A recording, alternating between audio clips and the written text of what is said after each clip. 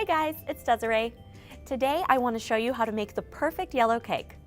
I'm not talking about opening a box of cake mix. We are going to make this cake from scratch.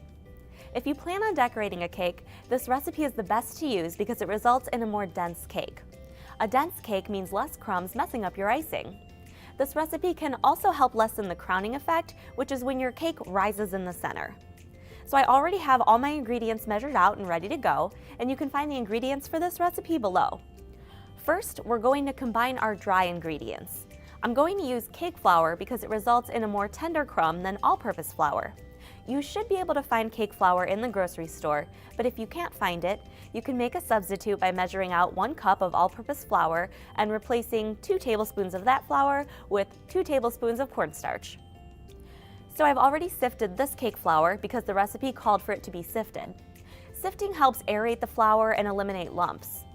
It's important that you sift the flour before measuring because sifting will actually increase the volume of the flour. So I'm going to add my salt and my baking powder to this cake flour and combine. Now that the dry ingredients are combined, we're going to cream our butter. This is done by beating butter and granulated sugar together on a low speed with your mixer. Now you don't want the butter to be too melted, you want it to just have some give to it when you press against it, so this butter looks pretty good. I've left it out at room temperature for about 45 minutes. And keep beating this until the butter becomes light and fluffy. So I'm going to add the eggs one at a time. Let this beat until each egg is fully incorporated before adding the next one. Once all eggs are in, add your vanilla extract. Once everything is combined, we're going to add our dry ingredients, alternating with our milk in 3 separate additions. So I'm just going to add about 1/3 of this to the bowl. So you'll want to stop the mixer once these are just combined and then alternate again.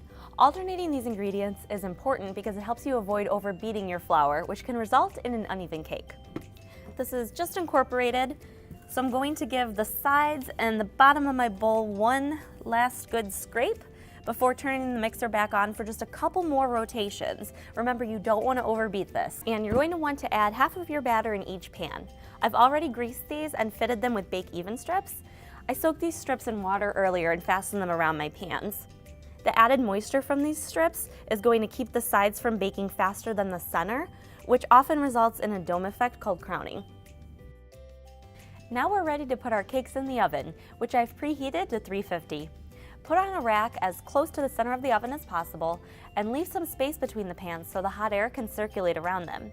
I've set a time for the lowest end of our baking time, which is 35 minutes for this cake. You always want to check your cake at the lowest end whenever you're given a time frame, such as 35 to 40 minutes. Now that my cakes are out of the oven, I'm going to let them cool for 15 minutes in the pans on these cooling grids. The grids are going to help cool air flow underneath the hot pans. And remember that you don't want to remove your cake from the pans right after taking them out of the oven because the cake hasn't had a chance to set up enough and it could break.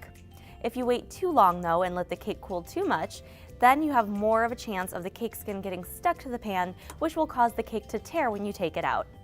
Now that my cakes have cooled for 15 minutes, they're ready to come out of their pans. So to do this, I'm just going to take my cooling grid, set it on top like this, and flip this over. Looks perfect. Then I'm just going to flip the cake back over.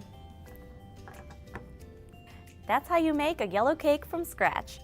As part of my prep for this video, I took the Wilton Method Baking Basics class on Craftsy and I learned a lot. Our own Beth Summers, who many of you have seen on our YouTube channel, walks you through bakeware, pan preparation, making homemade filling, and so much more. I really was surprised at how much I learned from the class, so if you want to perfect your baking skills, definitely check it out.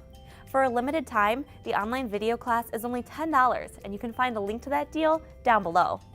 I hope you enjoyed this video, and as always, feel free to ask any questions or comment on what type of video you'd like to see next.